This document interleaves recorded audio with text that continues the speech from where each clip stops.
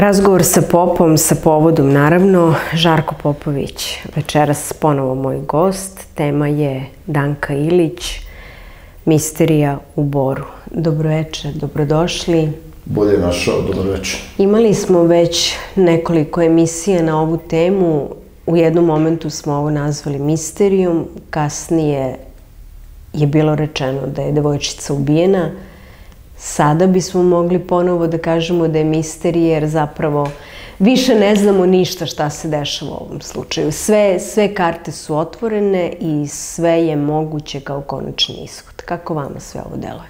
Ja sam od prvog dana, kad sam sa nekim vašim kolegama razgovarao na tu temu, napravio sam jedan metodološki pristup kako policija, odnosno služba bezbednosti u ovakvim slučajevima treba da se ponaša i koje operativno taktičke kriminalističke mere i radnje treba da preduzme u cilju utvrđivanja svih činjenica i okolnosti pod kojima je ovo dete nastalo. Ja sam otprilike naveo 6 pravaca istrage koje treba preduzeti da bi se ovo rešilo i na jedan vrlo čudan način, da se više ne vraćamo na sve to, došlo je do informacije koju nam je saopštio na opšte zaprepašćenje cele naše javnosti predsednik Republike, a ne ministar unutrašnjih poslova ili direktor policije, što bi bilo sasvim normalno. Dobili smo neku, informaciju da su 2 čoveka pod nekim vrlo čudnim okolnostima, vozeći pritom auto 20 km na sat udarili dete, a onda ga, teško mi to da spominjem, na vrlo jedan brutalan način lišili života i odbacili na neku deponiju. Da bi taj izvršilac narednog dana sklonio dete sa deponijom, iako je ceo kraj bio pod policijskom blokadom, kako je on uspeo da ode do te deponije pa da to telo prevede i tako dalje. I tako da se ne vraćamo više na sve stvari koje smo već dosta puta i ja i neke moje kolege i tužioci i sudije prepričali već i tako dalje. Ovde je sad osnovni problem što mi nemamo još DNK nalaz koji je navodno pronađen u tom automobilu sa kojim je devojčica udarena. Barem zvanično ga nemamo u javnosti. Da li se taj... Kada smo dobili priznanje, odnosno policija kada je dobila navodno priznanje jednog od osumnjičenih za izvršenje ovog krivičnog dela, rečeno je da će se izvršiti istraga i dokazi će se izvaditi iz tog automobila. Koliko je potrebno da se utvrdi DNK nalaz? Da li je moguće to ovoliko dana? Ako poštujemo načelo hitnosti u operativnom postupanju, kao što ovde jeste. Kao što jeste. Tu je DNK nalaz mogu u roku od 1 dana, 2 dana da se uradi. Znači da se taj trag, kao što je naš ministar saopštio, trag krvi, koji je pronađen u gepeku ovog automobila, da se uporedi sa krvlju najbližeg srodnika, to je majka. To je moglo za 1 dan da se uradi, da se vidi da li se taj DNK profil poklapa. Mi već koliko dana od momenta detektovanja tog traga krvi nemamo nikakav rezultat. Ni na spoljnjem delu kola i iz gepeka. Iz kuće jednog od osumnjičenih, kako je policija saopštila, odneto je skoro 30-40 predmeta kako bi se utvrdio DNK nalaz. Pa dobro, oni su odneli sve ono što je moglo da posluži za izvršenje ovog krivičnog dela, u smislu oslobađanja tela, odnosno prikrivanja tela, da ne navodim na sve koje načine može telo da se... Ipak je u pitanju dete i jako mi je teško spominjati te sve metode i koje su u praksi bile i tako dalje i tako dalje. U redu, ja razumem tu policiju kad nema pouzdanije dokaze, onda se ulazi u jedan širi operativni zahvat, kako se to stručno kaže, ne bi li se pronašli barem neki posredni tragovi tragovi koji mogu poslužiti u toku krivičnog postupka. Pa da sud u toku suđenja na osnovu slobodnog sudskog uverenja ceni da li to može poslužiti kao otežavajuća okolnost osumnjičenima ili ne. Šta je ovde najveći propust po meni napravljen kod ova dvojice osumnjičenih, što su njima policijski iskazi uzeti bez prisustva branioca u policiji? Je li to prekršaj? To je izjava data u policiji. Bez prisustva branioca nema nikakvu snagu dokaza, niti bilo kakvu procesnu snagu na sudu. Znači, branilac je obavezan u policijskom pritvoru na prvih 48 sati što policija može da odredi zadržavanje, takozvano po odobrenju tužioca, i kada inicijalnu izjavu policiji takođe mora u prisustvu branioca da daje. Jer mu branioc može u tom trenutku reći moj klijent hoće da se brani ćutanjem, na primjer. Ako vidi da su dokazi tanki, da ih nema, da ne bi sebe dublje ukopavao u neku priču, može da mu kaže da se brani ćutanjem. Dobro. To je suština, Gago, cele priče. Sa jedne strane. Mi nemamo, znači, još informaciju da li taj trag krvi koji je ministar naveo, da li postoji, da li je na pravi način detektovan, da li je izveštačen, da li je urađena komparacija sa krvlju najbližeg srodnika. Mi to ne znamo. Možda oni imaju pa to drže, ali ne smeju više da drže u tajnosti zato što su lica prebačena u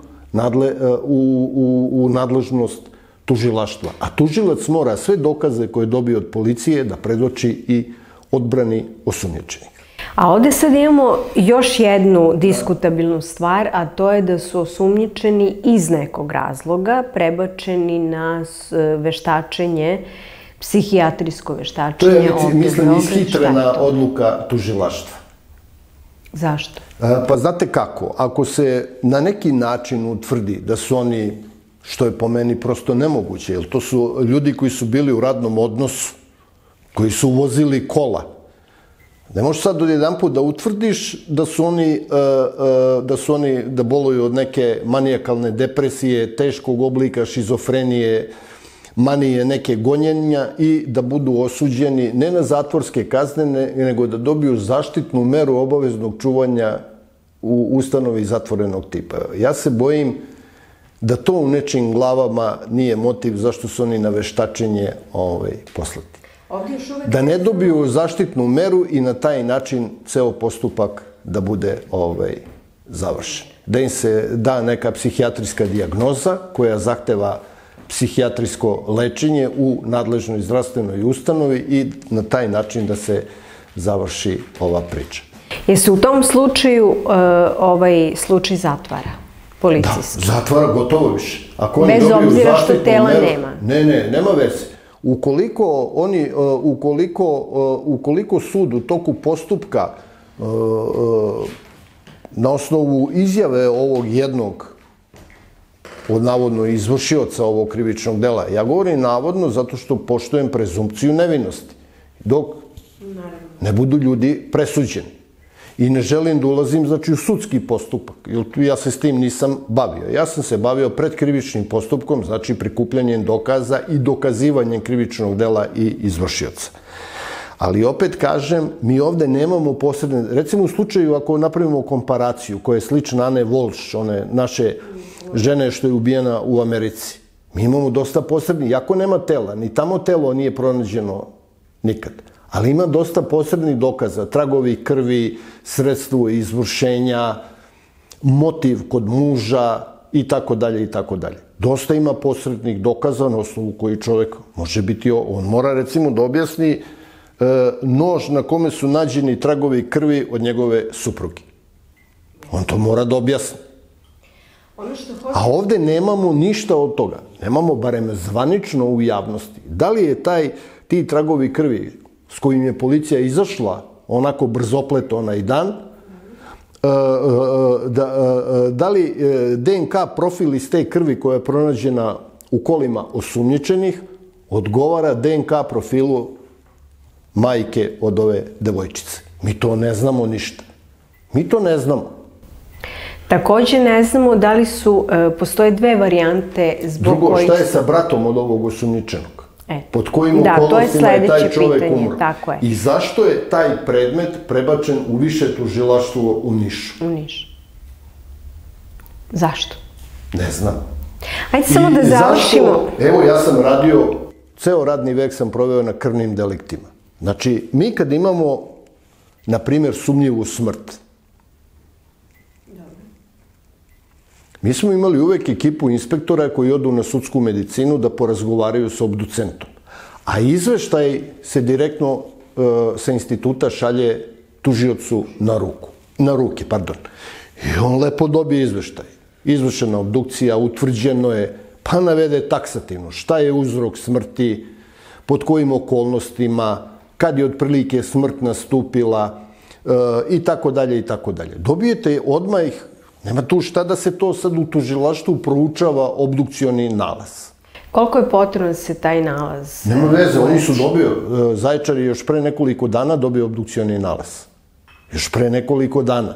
Mi ne znamo šta piše u tom obdukcionom nalazu, pod kojim je okolnostima preminuo brat od ovoga osumnjičenog. Ne znamo. I zašto je, izvinjavam se Gago, zašto je taj predmet dat sad višem tužilaštvu u Nišu? Zbog čega? To su stvari na koje mi nemamo odgovor. Određeni mediji koji su imali uvid u upravo taj izveštaj sa obdukcije preneli su da je njegov brat preminuo od posledica teških fizičkih povreda, odnosno prebijanja u policiji. Da li možda to jedan od razloga? Pa ne vidi ni jedan drugi razlog. Šta bi se desilo kada bi javno to rekli? Da. Odgovarali bi oni ljudi, odgovarao bi prvo tužilac koji je naložio njegovo pritvaranje, onda naravno odgovarali bi ljudi koji su ga saslušavali u nadležnoj policijskoj upravi i njihove starešine. Znači, svi bi bili u tom lancu odgovornosti. Kao i onaj mrtvozornik što je decidirano rekao da je u pitanju prirodna smrt. A šta znači odgovarali bi? Odgovarali bi po zakonu. Ostali bez posla ili je krivično delo? Ne, krivično bi odgovarali. Za iznuđivanje iskaza. Upotrebu, pa tu je mislim od 10 do 12 godina ide kazna zatvora. Jer nema direktnog umišljaja, Gago, da ćeš da ubiješ nekoga. To se može tretirati kao ubistvo iz nehata. Ali je to krivično delo. Naravno, odgovaraš za ubistvo iz nehata. Ono što je ostalo još da vas pitam vezano... I na kraju krajeva, strogo je po zakonu zabranjeno fizičko zlostavljanje ljudi u prostorijama policije. To je po zakonu. Ne, pa jeste smešno vama delo. Pa jeste, ali zaista jeste smešno, mi znamo da se to dešava. To je zabranjeno, mislim, po zakonu. I advokati odbrane će to maksimalno koristiti i odmah mogu reći, pa da, tako su i ovu dvojicu pretukli pa su priznali ubistvo, a nema nijednoga traga. I onda, sad, zbog velikog pritiska javnosti, znate kako, javnost se vrlo, kako bi kolokvijalno rekao, primila na prvobitni izveštaj ministra policije kako je ova devojčica stradala. I sad odjedanput da tužilaštvo u toku postupka kaže mi nemamo dokaze za ova dva čoveka i puštamo ih na slobodu. Pa to bi strašno bilo. Nema niko petlju sad, na primjer, to da uradi. Jer, hajde, kako ćemo mi... Priznanje u policiji ne znači ništa u principu. Ne znači ništa. Posebno ako nije potkrepljeno materijalnim dokazima. To priznanje nije ništa. Niti sud obraća pažnju na tu činjenicu. Sud interesuju samo oni dokazi koji osumnjičene mogu vezati direktno sa konkretnim izvršenjem krivičnog dela. Znači da se nađe DNK profil u njihovom automobilu male Danke, oni mogu dobiti doživotne kazne zatvora. Ostalo je... Ne mora čak ni telo devojčice da se pronađe. Ostalo je meni nedorečeno malo pre pitanje oko veštačenja psihijatrijskog.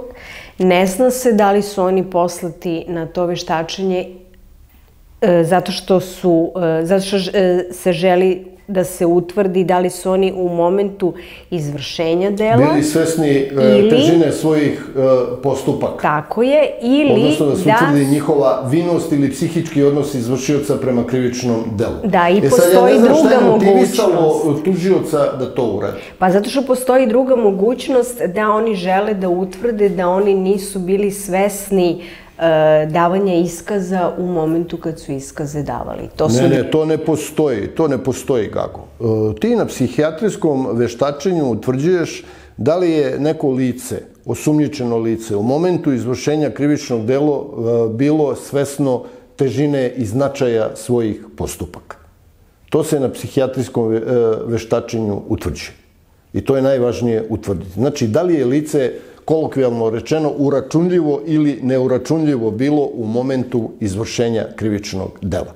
Ako se utvrdi da je neko lice nije bilo svesno svojih postupaka, ne zbog posledice alkoholisanja ili narkomanije, to ne isključuje krivičnu odgovornost, jer sebe svesno dovodiš u takvo stanje, nego samo u slučaju teškog duševnog poremećaja. Tada psihijatri napišu izveštaje da je lice u trenutku, recimo, teškog rascepa svoje ličnosti zbog šizofrenije, manijakalne depresije, kojekakvih paranoja i tako dalje, došlo u to, nije bilo u stanju da rasuđuje svoje postupke i izvršilo je to krivično delo. Međutim, to ovde po meni, ja kažem sad svoje mišljenje, je isključeno, jer ako ti udariš dete sa kolima, pod uslovom da je to tačno, pri brzini od 20 na sat, pa su i sami rekli da dete nije bilo mrtvo, nego ga je ubacio u gepek pa ga zadavio. To nema veze sa njegovom vinošću. Nikakve veze nema.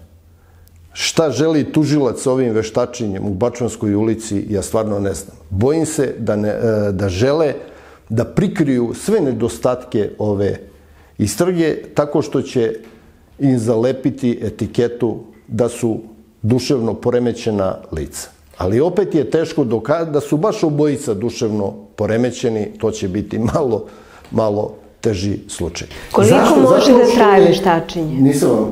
Koliko može da traje ovo veštačenje?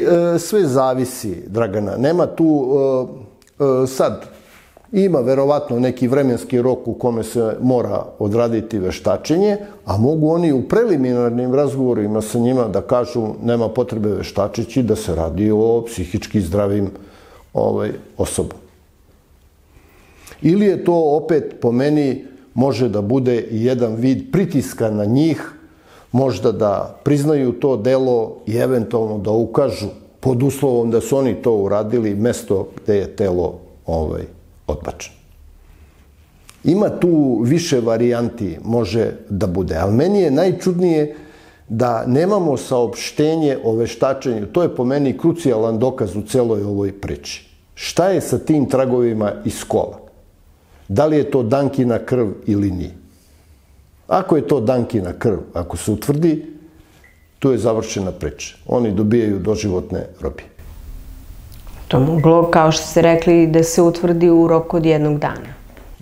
Pa za Periša je utvrđeno u roku od nekoliko sati, onog Splićanina što se utopio na Savi.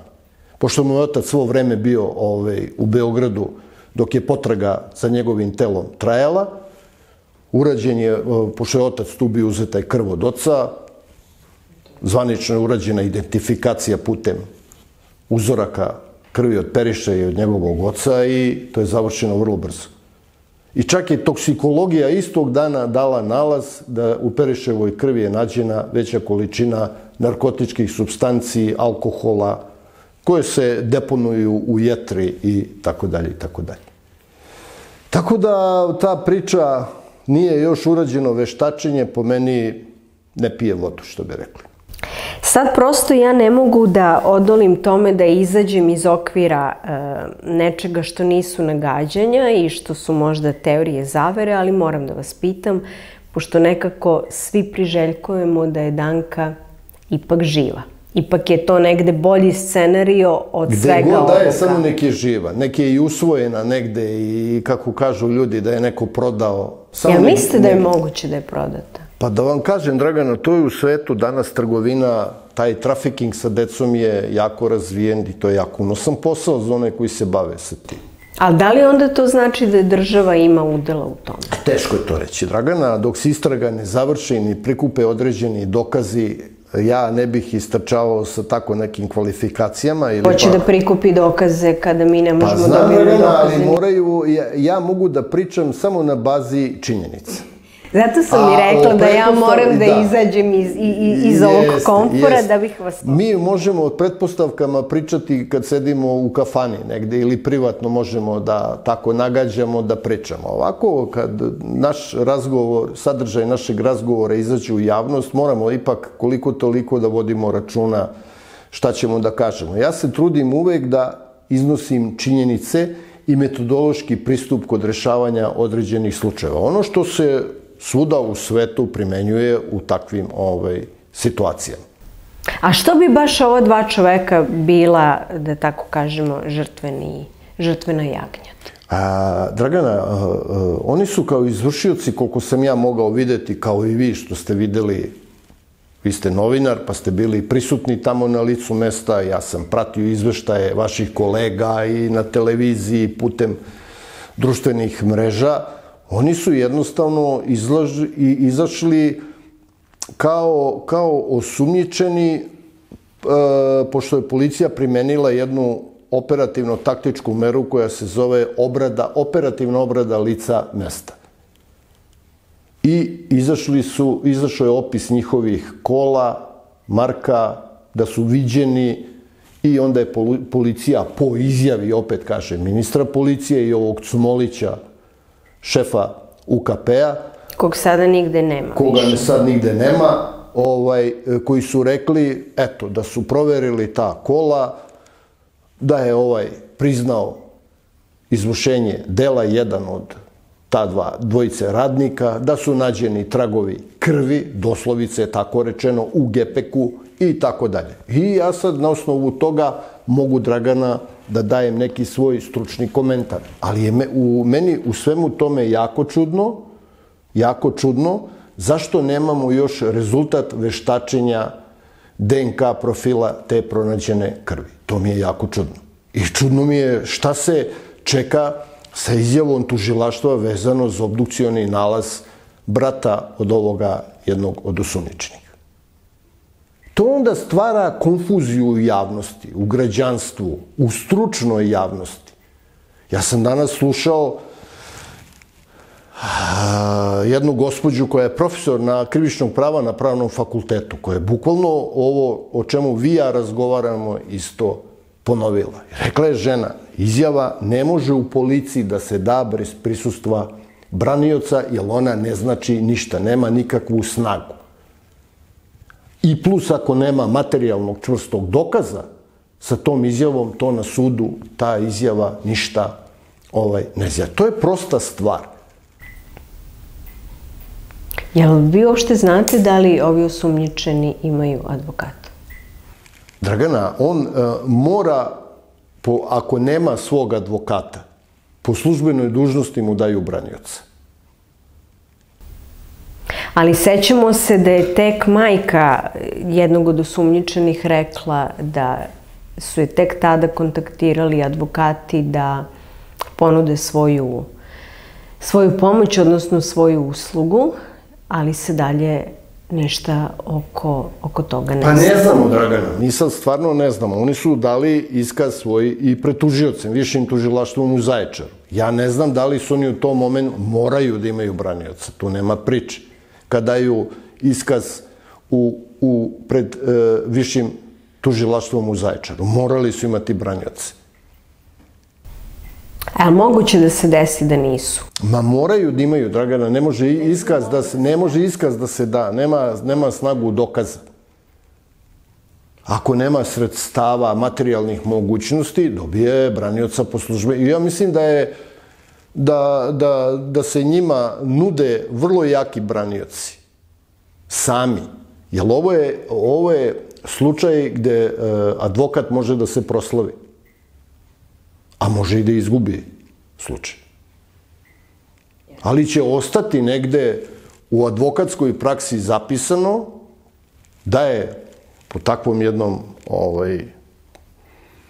stravičnom predmetu radio taj advokat. Snimaju se serije, evo sad o pokojnom Veljku Guberini, o Fili Filoti i tako dalje, snimaju se igrane serije, iako su na nekim mestima i gubili odbrane slučajeve i tako dalje i tako dalje. Negde su dobijali, negde su smanjivali ljudima kazne i tako dalje. Ali na takvim jakim predmetima se stiče reputacija u advokatskom svetu. I uglavnom oni to pro bono uvek rade. U ovom momentu imamo još jednu informaciju koja je nebitna možda za ovaj slučaj, ali eto da možda i to prokomentarišemo. Dolazi do promene u ministarstvu. Umesto Gašića, koji je do sada bio ministar unutrašnjih poslova, dolazi Ivica Dačić. Šta će biti sa tom promenom, a da je vezano za slučaj? Sjaši kurta da uzjaši murta, što bi rekao naš narod. Ništa drugo. Ministar policije,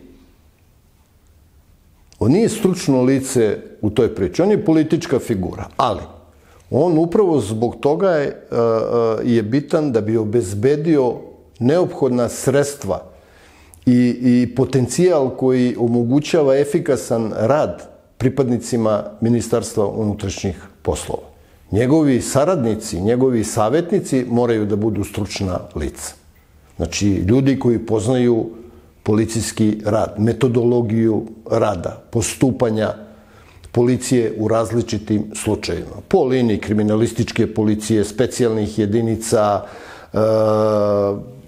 protivpožarne zaštite i tako dalje i tako dalje. Znači, to moraju da budu stručna lica. A on je politička figura. Tako da on treba jednostavno da obezbedi, kažem, sva neophodna sredstva i sve ono što je potrebno za efikasan rad policije. Znači da policajcima obezbedi dobre plate, da uslove za rad, da imaju materijalno-tehnička sredstva koja su neophodna da obezbedi, da ljudi pohađaju određene seminare, da idu na određene seminare, da se upoznaju sa novom metodologijom rada i tako dalje i tako dalje. Znači te uslove da im obezbedi. On ne sme nikako da se meša u posao, u struku, u zanat.